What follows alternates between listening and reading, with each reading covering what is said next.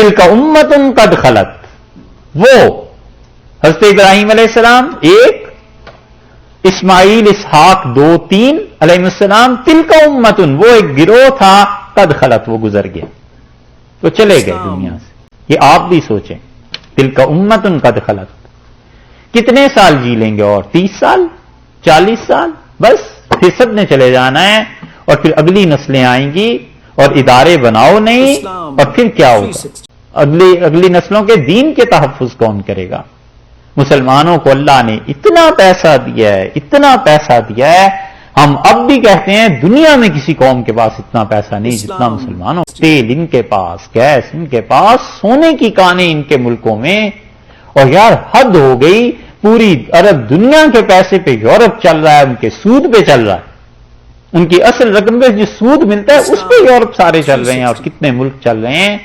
اور ان کے پیسے ذاتی تعیشات میں خرچ ہو رہے ہیں. مکان بناؤ ان سے، اور ان سے دکانیں اور پلازے بنواؤ، 1-1 کروڑ کے بنا دیں گے اپنے مکان، اور اپنے دوستوں کو 10-10 لاکھ 20-20 لاکھ کی کوٹھیاں اور کمرے بنا دیں گے.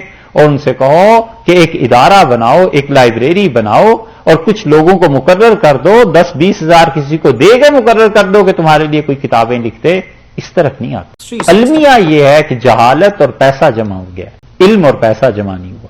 جہالت اور پیسہ جمع ہو گیا، اس لیے جتنے جاہل ہیں عرب کنٹریز میں گئے، انڈو پاک سے انگلینڈ میں گئے، اور کینیڈا میں اب آ رہے ہیں مسلسل. یہ پیسے کما کما کے اپنے وطن کو بھیج رہے ہیں خوب. اور ان سے کہیے کہ اپنے وطن میں گھروں میں بھیجتے ہو، وہاں کوئی ادارے قائم کروا دو. چلو تم اپنے اس ملک میں نہیں کر سکتے، وہاں ادارے قائم ہو جائیں، اس کی پرواہ نہیں. تلک امت قد خلت، اللہ نے کہا ایک جماعت تھی جو گزر گئی. لہا ما کسبت، ان کو ان چیزوں پر اجر ملے گا، لہا ان کو نفع پہنچے گا، ما کسبت جو کچھ کہ انہوں نے کیا، جو کچھ وہ کرتے رہے.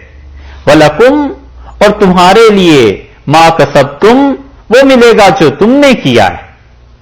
تم اس غرے میں نہ رہنا کہ والد ایسے تھے، دادا ایسے تھے.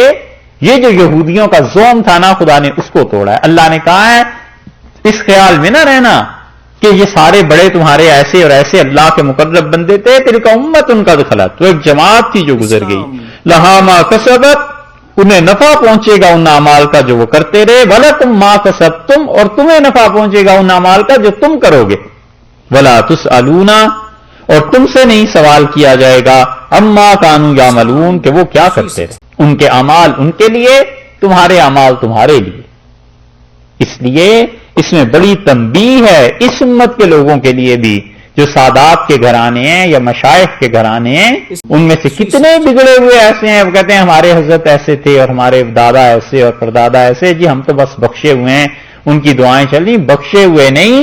اللہ نے کہا وَلَكُمْ مَا كَسَبْتُمْ اور تم سے تمہارے اعمال کا پوچھا جائے گا. تم سے یہ نہیں پوچھا جائے گا کہ پچھلے کیا کرتے رہے. اپنے اعمال ٹھیک کرو.